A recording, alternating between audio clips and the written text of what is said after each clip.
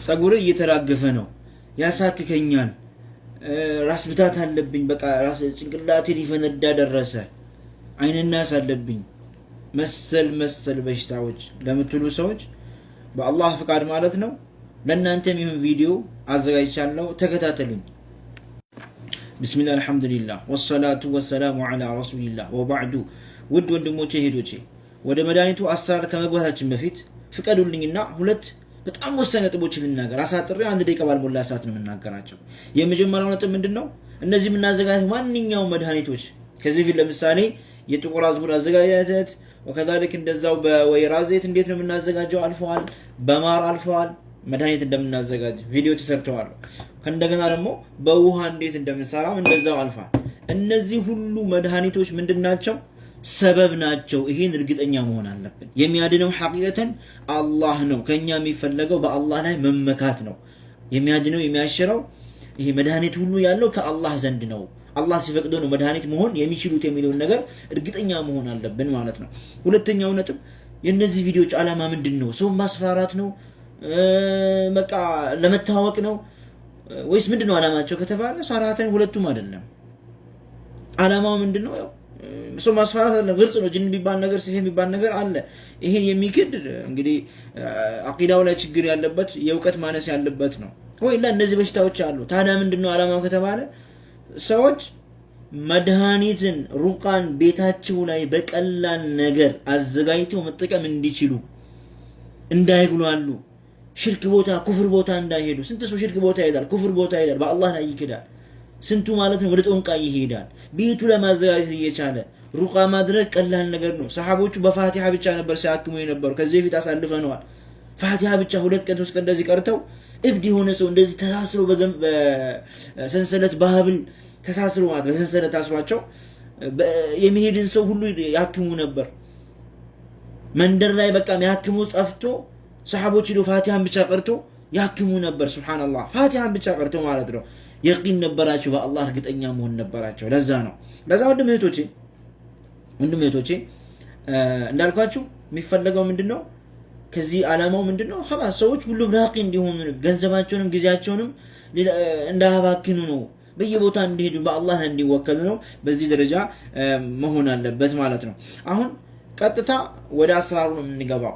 አሁን ይሄ ሩቃ ለማዘጋጀት ቅድም ነግረናል። ሩቃው ሱብሃንአላህ በቃ ማንኛውም አይነት የጅንም የስሕርም ለነዛ ሁሉ በአላህ ፍቃድ ማለት ነው መድኃኒት ነው። ከዋህብ ምን ሙነቢህ መጥቷል። አፈር አለው ማለት ነው። ማሻአላህ طيب አጠቃቀሙ አሁን መጀመሪያ ምንድነው የምናዘጋጀው የሚለውን ይሄ ሁላችሁም ታውቁታላችሁ። ይሄ አሁን ሲድር ይባላል። ሲድር ማለት የቁርቁራ ቅጠሉ ማለት ነው። طيب አሁን ይሄ ደርቆ የተፈጨው ነው የሚሻለው። ይሄ ቅጠሉ ራሱ ቢገኝ ነው፣ ቅጠሉ ራሱ ማለት ነው። ከዋህብ ሙነቢህ የመጣው ሰባት ቅጠል ይዘጋጅና በድንጋይ መካከል እንደዚህ እንት ይደረጋል፣ ይፈጫል። ከደቀቀ በኋላ ውሃ ውስጥ ይገባና ይጠቀሙታል። የተወሰነ ይጠጡታል፣ ሌላውን ደግሞ ይታጠቡበታል። በዛ ሁኔታ ነው። አሁን እኔ እሱ የለኝም፣ ሲኖረኝ ሌላ ጊዜ አሳያችኋለሁ፣ ፈልጌ ሰላጣሁት ነው። አሁን ግን በዚህ መጠቀም እንችላለን። ይሄ ደርቆ የተፈጨው ነው። طيب እና የሚያስፈልገው ይሄ ነው። ሁለተኛ የሚያስፈልገው ምንድነው? ሩቃ የቀራንበት ውሃ። ይሄው እኔ ጋር አሁን ውሃው አለ ማለት ነው። ባለፈው አይታችኋል። ይሄ ሩቃ የተቀራበት ውሃ ነው። طيب እነዚህ ናቸው የሚያስፈልጉት ማለት ነው።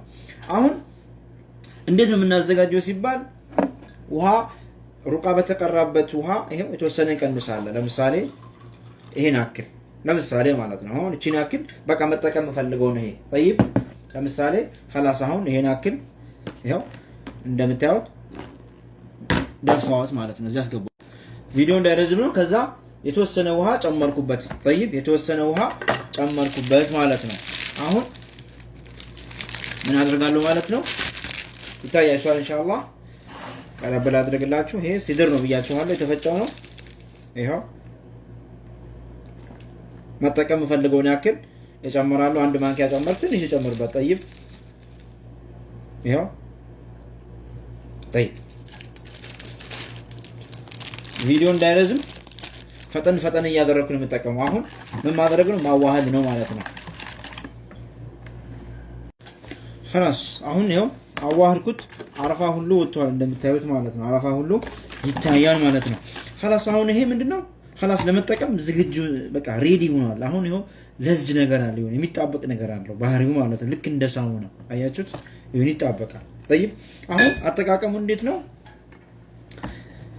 አጠቃቀሙ ይሄን አዘጋጀን። ያው ሻወር ቤት እንገባለን። መዘብዘፊያ ነገር ቢኖርና ያው ከዛ በኋላ ወተን በሩቃም ስለሆነ እንትን ላይ ይሄ አትክልት ብናጠጣ ምናምን የተሻለ ነው ያን ውሃ ማለት ነው። طيب አሁን ይሄ ተዘጋጅቷል ሬዲ ነው ማለት ነው። ምንድነው የምናደርገው?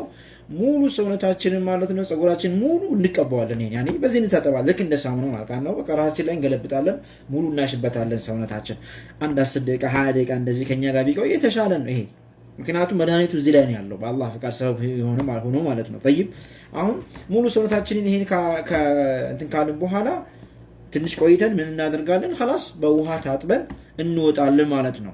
መጠቀሚያ ሰዓቱ ተቅሪበን ከኢሻ በኋላ እንደዛ ወይ ደግሞ ከአስር በኋላ እንደዛ ወይ ደግሞ ጠዋትም ሊሆን ይችላል። ነገር ግን ከማታ ከኢሻ በኋላ እንደዚህ ማታ ላይ ቢሆን የተሻለ ነው ይላሉ። طيب ከመተኛታችን ከእንቅልፍ በፊት ማለት ነው። ቀዝቀዝ ባለ ውሃ የተሻለ ነው ይላሉ። ቀዝቀዝ ባለ ውሃ ይሄን ብንጠቀመው የተሻለ ነው ይላሉ ማለት ነው። طيب ምን ያክል ነው የምንጠቀመው የሚለው እንደ ህመሙ ነው። 3 ቀን ሊሆን ይችላል፣ 7 ቀን ሊሆን ይችላል፣ 10 ቀን ሊሆን ይችላል እስኪሻለ ማለት ነው። አንድም ቀን ሊሆን ይችላል። እንግዲህ እኛ ያቂናችን በአላህ ላይ ያለን እርግጠኝነት ነው ሰራተ ማለት ነው። ይሄ ሰበብ ነው ብለናል። ሰበብ ደግሞ አላህ ሰበብ ካደረገው አንድም ቀን በቂ ነው፣ ግማሽም ቀን በቂ ነው በአላህ ፍቃድ ማለት ነው። አንድ ከታጠምን ሊበቃን ይችላል። ነገር ግን እንደ 2 ቀን 3 ቀን 7 ቀን በሻልነው አቅም እስኪሻለ ድረስ እንጠቀማለን ማለት ነው። طيب በዚህ ሁኔታ እንጠቀማለን ማለት ነው። ሱብሃንአላህ የሚገርማችሁ የሆነ ቪዲዮ የተመለከትኩ ነበር። አንደኛው አይነ ናስ ነው። በቃ ይሄ ሰውነቷ እንትን ብሏል። ያኔ በጣም በቃ ይሄ ቆስሎ ምን ብሎ ቤተሰብ ራስ ግራ ገብቶት ምን የሚያደርገው ነገር ጠፍቶ ማለት ነው። ሩቃ ተደረገባትና ታጠበች። ከዛ 2 ቀን ኖርማል በቃ ኖርማል። አሁን ለምሳሌ ይሄን ስንጠቀም ሊያመን ይችላል። አሁን ብዙ ጊዜ ምንድነው ሩቃ ላይ ችግሩ በቃ ስንጠቀመው ምናምን ህመሙ ሲጨምር ፈርተን እንተዋለን። ራስ ብታት ምናምን መተው የለብንም። ምንድነው ግን ማድረግ ያለብን? የጧትና የማታ ዚክሮችን መጠቀም ሰላት ላይ ማለት ነው ሙሐፈዛ ማድረግ ሰላትን ጠብቆ ግዴታ ሰላቶችን መስገድ የጧትና የማታ ዚክርን መጠቀም። ይሄን ስናደርግ ማለት ነው በአላህ ፍቃድ ማለት ነው ለውጡን እንመለከታለን። ሌላ ጊዜ በዚህ ራሱ ተጨማሪ አይነት አሰራር አለው። ይሄ ልክ ይሄ አሁን መታጠብ አይደለም። ልክ እንደዛ ደግሞ እንደ ድህን ማድረግ መቀባት ደግሞ ልክ እንደ የወይራ ዘይት ደግሞ የምንቀባበት ሁኔታ አለ። ይሄ መገጣጠሚያችን ለጭንቅላታችን ራስ ምታት ምናምን ድጋሚ አሰራር አለው። ይሄም በቂ ነው። ሌላ ጊዜ እንመጣለን። ከወደዳችሁት ይጠቅማል ብላችሁ ካሰባችሁት በአላህ ፍቃድ ደግሞ ይጠቅማል ሼር አድርጉት።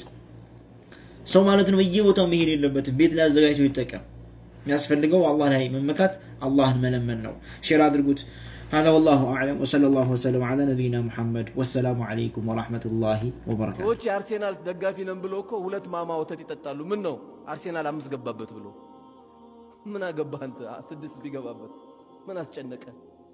የአርሴናል ተጫዋች የተጫወቸው ቆንጆ ዶላር ሊዘጋ ነው። አንተ በማማ ጉሮሮን ዘግተህ ምንም በማይመለከት ሱብሃንአላህ አላህ ያሳየው ወንድም። ይኸው ማማ የለዚህ መቃጠል የለ በምንማማረው ትምህርት ራሴን ገመግማለሁ፣ ራስን ትገመግማለህ፣ ራስሽን ትገመግሚያለሽ። ይሄ ነው ምንም ጭንቅ የለውም። በቃ ምርጥ ቦታ እንደናንተ እዚህ ጋር የተሰባሰባችሁ ሰዎች እንደናንተ ወላሂ አራዳ የለም። አራዳዎች ናችሁ እዚህ ዳዕዋ መጥተው የሚያዳምጡት። ይሄ ዝም ብሎ ስራ አጣን በሚል ስሜት እንደራሳችሁ እንዳገመግሙ ወላሂ እድለኛ ናንተ። እቺን ዳዕዋ ማግኘት አላህ እኮ ያስታውሳል። አሁን ከሰባቱ ሰማይ በላይ ያለው አላህ፣ አርሽ ላይ ያለው አላህ፣ ከአርሽ በላይ ያለው አላህ አንተን ሲያስታውስ አህመድ ብሎ ያ ባሪያም ብሎ